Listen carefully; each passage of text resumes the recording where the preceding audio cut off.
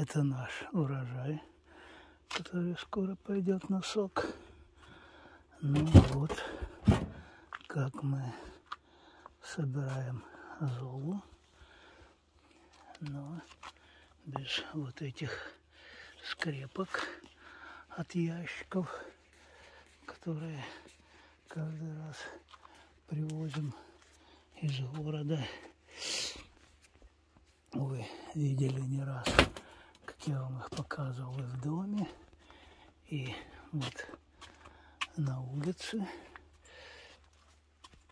Вот такие запасы этих ящиков под железом, чтобы не мокли. Гамак я уже убрал. Ну и теперь видим вот этих скрепок до 40 штук бывает, в зависимости от размера ящиков. И вот эти скрепки из камина я из поддувала добываю с помощью магнита.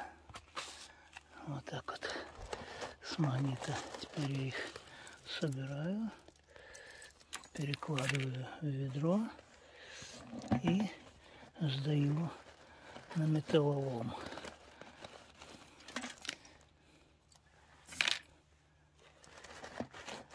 Вот таким образом. Ну, делаю, конечно, это двумя руками, чтобы вот так не переворачивать все это добро, как сейчас получилось. Но технология вам понятна.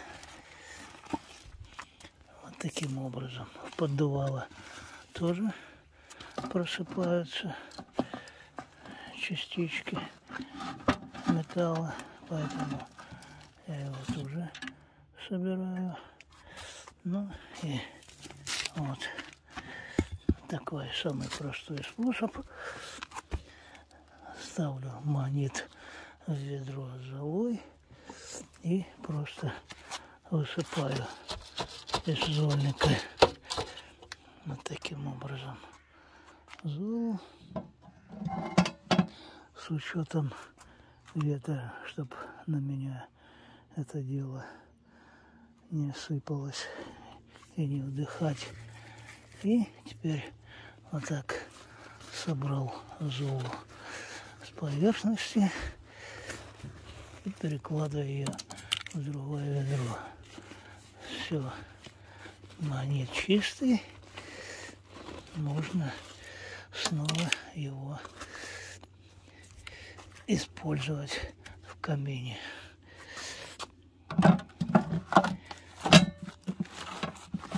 Вот так вот. Ну, конечно, золу держим накрытой, и горячую золу, что она горячая, кладем сначала в металлическое ведро, а потом уже пластмассовое, когда остынет. И, естественно, накрываем все крышкой. Эти скрепки можно не накрывать. Вот так чистим наш камин от золы, собираем ценное удобрение золу, и металлолом не пропадает. И, как видим, вот сажа везде насыпана. Вот из трубы идет дым, и это горит пищевой жир, отработка с магазинов. Все вот эти ведра, которые у нас здесь на участке, их десятки, как видим. Все это, вот еще клубничка плодоносит. Десятки этих ведер и канистр.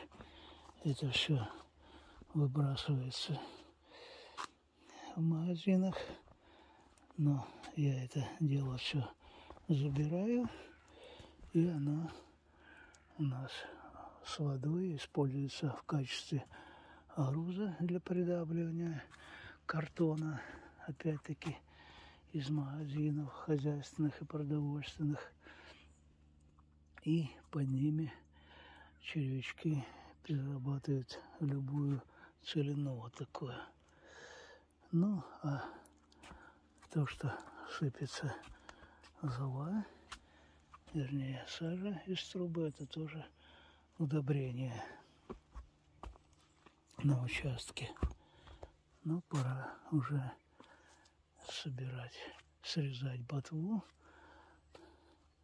пионов, собирать помидоры не только в теплице, но и вот эти на улице.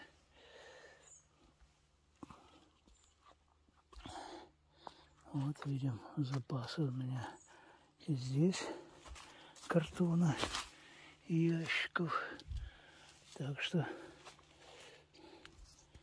вот здесь под железом также то, что соседи нам принесли, всевозможные ветки и хворост после обрезки. Вот видим, тут и девичий виноград, и получаю, все это тоже пойдет на тропку. Вот жена здесь порядочек навела,